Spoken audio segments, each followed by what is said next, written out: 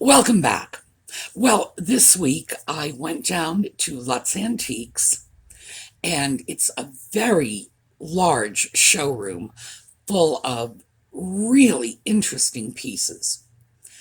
Most of the antique shops I go to have rather common, ordinary pieces. They'll have chairs, they'll have sofas, they'll have dressers, cabinets, whatever. The thing that makes Lutz so interesting is they have different pieces. And what we're going to look at today is different pieces, not the sort of thing you find in any random antique shop. That seems to be the niche that Lutz has carved out for themselves. If it's different, if it's unusual, you're going to find it there. So when we get back,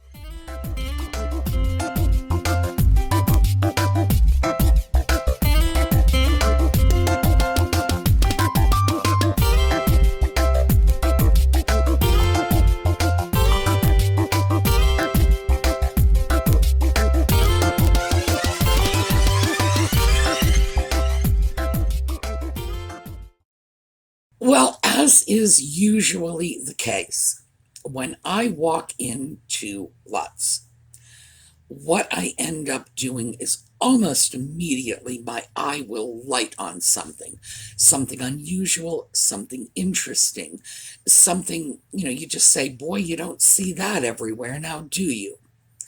And in this case, it was actually a couple of Victorian hall benches. So let's take a look at the first, and then I will tell you what I think they did to create this. So what do we think of this? This is a really impressive late Victorian hall bench. So let's go in, take a peek. $325, and of course we have storage here. This applied molding, even though applied molding is a feature of Eastlake, is actually late Victorian, probably 1890. Oh, I should check this, because they're usually very good about this. Custom built oak hall seat. Then I have to wonder if this might not be a new piece. And I am actually seeing that this might have been a headboard from a twin bed. Nice piece. Good use of repurposing. Well, that hall bench is clearly late Victorian. The style is appropriate. And what I believe it was is the headboard from a twin bed, and possibly a bit of the bed framing as well, that was sort of cannibalized to make this great hall bench. Very useful piece because of the storage, and because hall benches are, well, to say they're useful is an understatement. They're certainly not something that has to be relegated to a hall. That's something that can go in any room in the house and serve a dual purpose of providing storage and providing seating. What I found especially impressive about that piece was the way the finish was consistent throughout. And very often, when you are dealing with old oak and combining it with new oak, you don't come up with a consistent finish. The grain of the wood looks a little different. The grain of the wood, when we have oak today, you go into a lumber yard and say, I want oak. You're not getting the same kind of oak that someone was able to get 150 years ago. They were able to get old growth oak. We don't have that available to us anymore. So obviously good staining techniques will even out the color. But I was surprised that there was such a good match on the grains, too. It's possible that a piece like that would have been made of nothing but old oak. In other words, you take that headboard and then other pieces from heaven only knows what, carve up a table or whatever.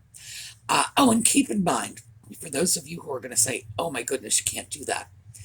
When people repurpose like this, it is ordinarily because there is some major damage to the piece they are cutting up. In other words, they're either going to repurpose it or it's going to become firewood because it's no longer useful for its original purpose. And I have no problem with this. Anything that keeps great old pieces out of the dumpster is fine with me. So I believe that this was a headboard from a bed, twin size probably, and someone very creatively and very skillfully turned it into a bench. And I saw another piece there. Same principle. So let's take a look at this. Well, we have a similar hall bench, much smaller scale, 285. And notice that we have the same storage. Nice piece.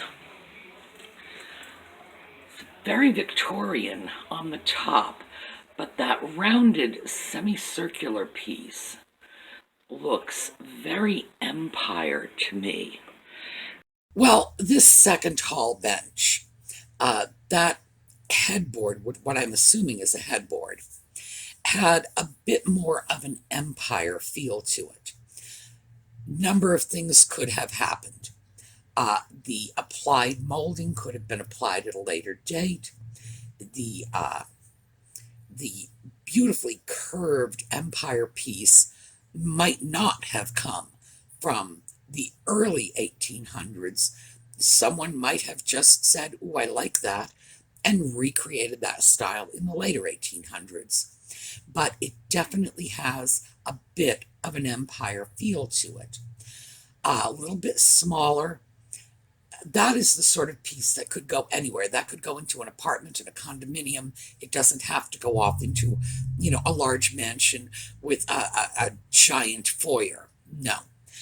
Pieces like this, again, as I say, very useful. And the second piece, again, was very nicely matched oak. And one of the reasons I wanted to show you these pieces is so you could see that people are still repurposing. And mind you, back in the Victorian era, people would have done the same thing. They would have been carving up broken furniture, turning it into something new, and in effect, repurposing. Repurposing is not something that we discovered in the late 20th century. That's been going on forever. So, nice to see a couple of pieces like that. But here's the caveat. Pieces like that have been totally refinished. In other words, that headboard or whatever was completely stripped down, sanded, new coat of stain put on it. You have very little of the actual age of the piece showing. For some people, that's fantastic. For other people, they'd rather have the nicks and dings, which show the character of the piece. That is a matter of personal taste. You like it or you don't. But I thought those were extremely nice pieces and beautiful examples of furniture repurposing, taking something old that had outlived its usefulness and giving it a new life. Next up, this is a relatively modern piece. I'm pretty sure it's 20th century. And it is a Chippendale style window bench. That's what they were calling it, a window bench. So take a look. What we have here is a relatively modern piece, probably 20th century, in the Chippendale style. It's described as a window bench. Obviously, it is a seating bench. The handles here, armrests, that's what they are, not handles, indicate that this is the sort of piece that would be comfortable in the middle of a room. But these cabriole legs with the carved ball and claw feet and the acanthus leaves on the knee are very Chippendale. Now, I don't know if a piece like that was actually intended to sit in front of a window. The fact that the arms had those little paws on both ends of the arm, the front and the back, leads me to believe that it was designed to sit out in the middle of a room, that you were to pass around all sides of it. Who knows? That's just my impression from the design of the piece. I was really glad to see such a good example of the Chippendale cabriole leg. Now, the cabriole leg, that comes from Latin for goat. No idea why they think it looks like a goat leg. It does not look like a goat leg to me.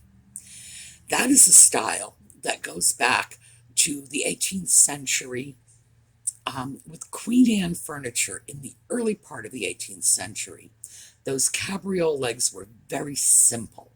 Just no fancy carving on the knees. They often had what they would call pad or spade feet, just a finished off foot.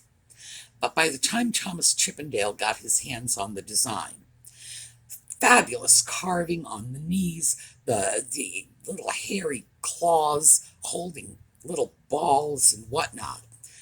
He really sort of elevated that, took it to the next level. And in that particular piece, that is a classic Chippendale cabriole leg. And once you know what that leg looks like, it makes it very easy to identify the high end of Thomas Chippendale's styling. And it was wildly popular in the late 18th century, and it had a really strong resurgence in the 20th century. So it's a style you're going to see. And I was glad to have a piece that we could take a look at to illustrate that. So, next up, a very interesting oak china cabinet. And again, I believe this to be a relatively modern piece. Let's take a look. We have an oak china cabinet here. This looks relatively modern. Again, I would say 20th century. Definitely in an Eastlake style. And we can tell right over here from the Gothic arch, from the incised carvings, this is carved in. A pure Eastlake piece would probably have an applied molding there. It's got leaded glass windows. Very nice. I like the little feet here. So let's take a look. $8.95. It's a beautiful piece.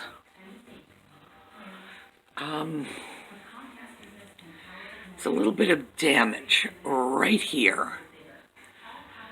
Otherwise, nice condition. And we've got a mirrored back, glass shelves. Pretty piece, definitely worth looking at. This was in the style of Eastlake. Things like the Gothic arches on the sides of the piece, very Eastlake. The incised designs, very Eastlake. a lot of it was not Eastlake. And I believe this was a modern rendition. And when I say modern, I'm talking 20th century. I'm not talking about, last Thursday. A modern rendition of an Eastlake style. I don't think it was, I don't think that piece is 130, 140 years old. In other words, I would date it at more recent than that. Interestingly enough, Eastlake styles have come and gone since they were first introduced. And that was Charles Locke Eastlake, 1880 something or other, 1889, I think. And once they came in, they faded out, came back in, faded out, came back in. They had a very strong resurgence in the 1980s. I do not believe it had anything to do with 100th anniversary of Eastlake at all. I think it simply had to do with the kind of furniture that was popular in the 1980s and Eastlake's reliance on oak as one of his primary woods that he was working with. The reason for this is because his influence was Gothic, and the Gothic furniture was largely made of oak, at least in England. So I think it was rather the oak connection, because if you'll recall, in the 1980s, if you had a piece of wood, it was oak. If you had a kitchen and it had a cabinet, the cabinet was oak. We were just in love with oak in the 80s, and I think that was the reason for the resurgence during that particular period.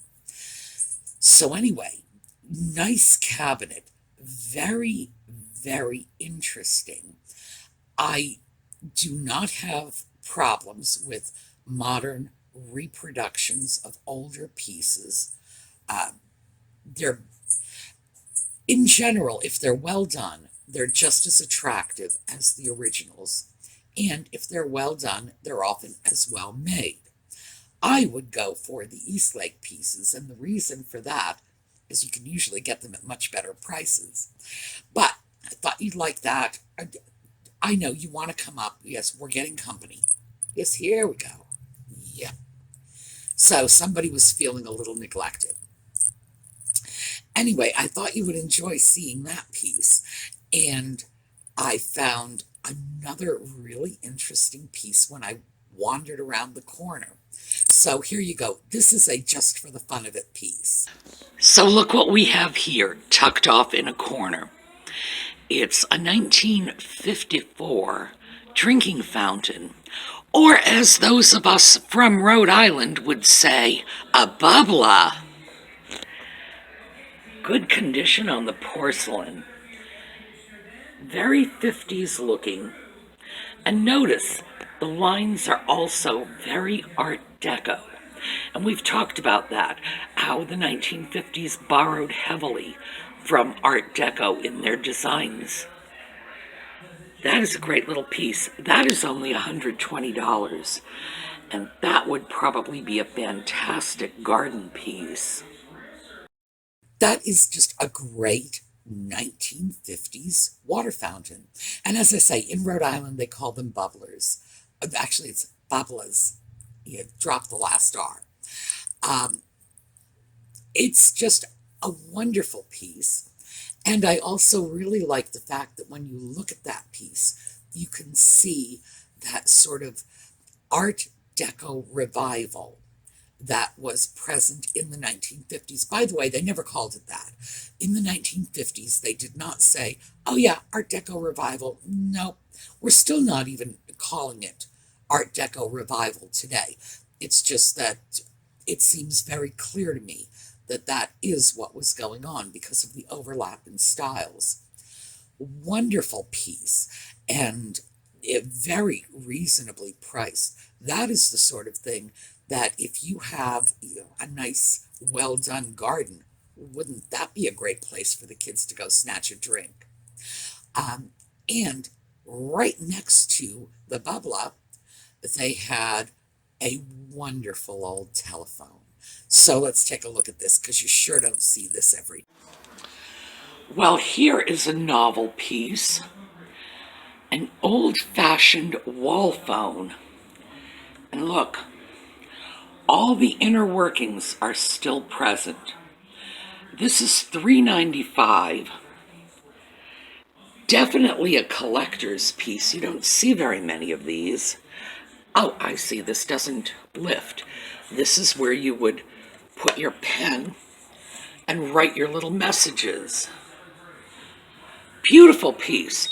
The oak is gorgeous. And certainly this is a blast from the past. I was so impressed with the fact that the guts of the phone, the actual mechanism, was still there.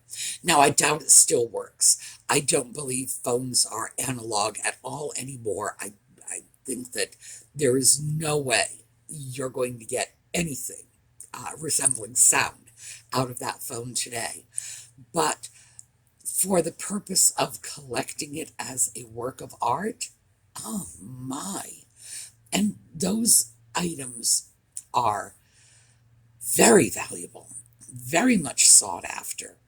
And if you ever find old phones, it's worth getting them. But do be cautious, because over the years they have made many, many reproductions of those two-piece phones. So if you're going to get into buying anything like that, do your research carefully, buy from a reputable dealer, because you don't want to get stuck with a repro having paid original money for it. Next up, and again, this is just another example of the really interesting non-traditional things you find over at Lutz. Take a look at this.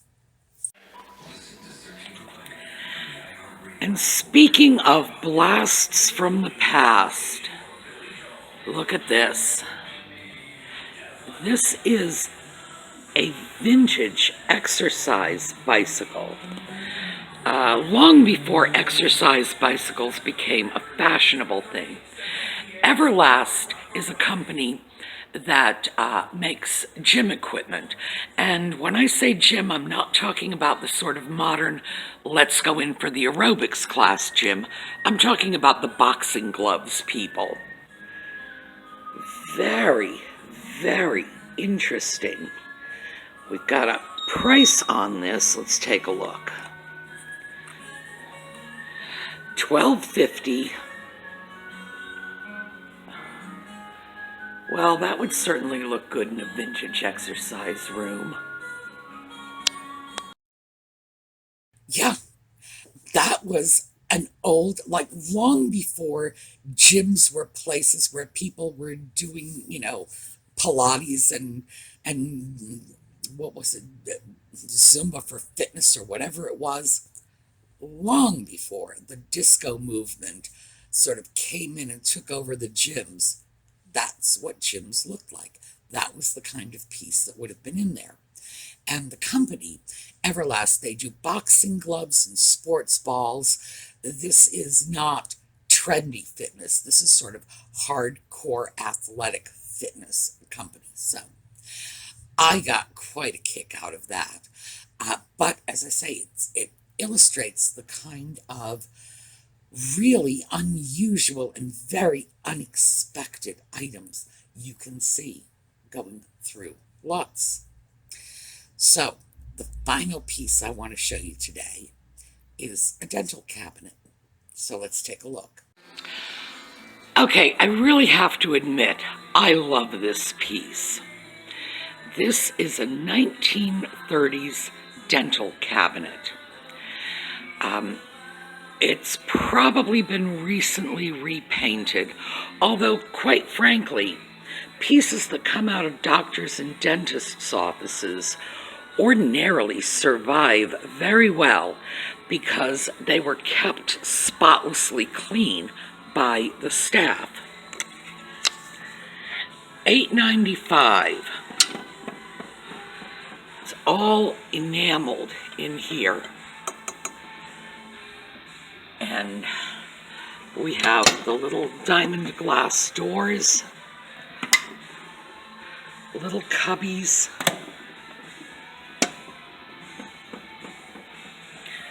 Here.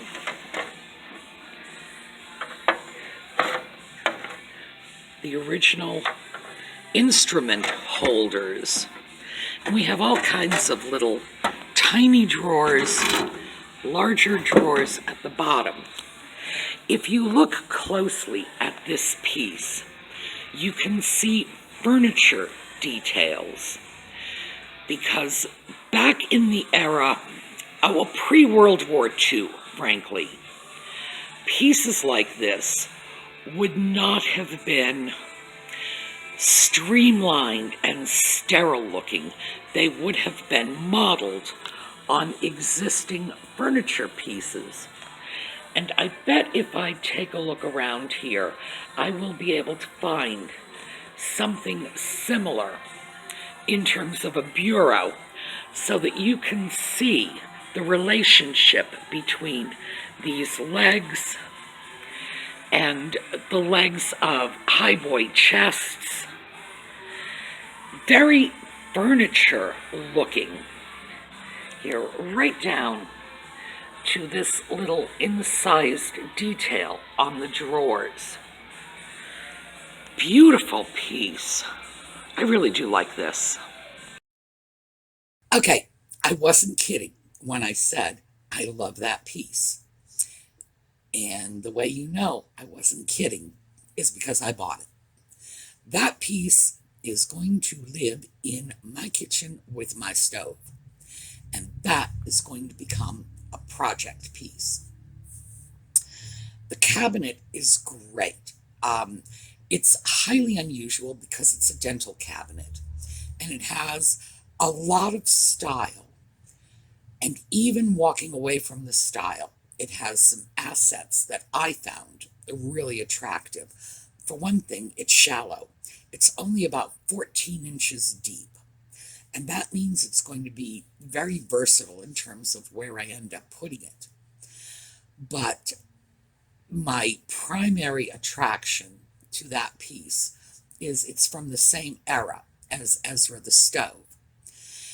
And I know those of you who remember what Ezra looks like are probably saying, oh wait, this is yellow. This was not always yellow. The piece had been painted. At one point it had been either white or off-white. And that's hard to tell, because when we look at a piece like this, you know, some 80 to 90 years later, and we look at original paint, it's hard to say exactly how white it was and how much of the sort of yellowing and off-whiting is the result of natural age to the paint. The piece is going back to its original off-white color. And I am assuming, again, as I said, assumption that it was off-white. Could have very easily been pure white. I think in either case, it's going to be the appropriate way to tackle this piece. Because what I intend to do with this is restore it. And this is pretty much going to be a full restoration. The drawers are all going to come out, the doors are all going to come off, etc., etc. And the piece is going to be sanded down and repainted in that off-white color. I'm choosing off-white, frankly. As I say, I could easily choose white, but because Ezra is off-white, that's the color I'm going to match it to. And I don't have any problem, because regardless of what color it was originally, either white or off-white, both colors would be authentic for the purpose. So with a piece like this, the restoration is going to hopefully be sensitive to the nature of the piece, while keeping in mind that I actually intend to use this. This is not going to be sitting somewhere just gathering dust with little, curios on top of it. I'm actually planning to use the piece. So To that end, tomorrow we are going to talk about a couple of restoration pieces that I am starting. So, our Project Sunday is going to be the setup for a couple of large scale restorations. We haven't done anything like this before, so it should be fun. All right, have a terrific day, everyone. I hope to see you tomorrow when we start talking about restorations. And in the meantime, let's go on out with a little slideshow, do our happy little calm serenity time, and I will see you all tomorrow.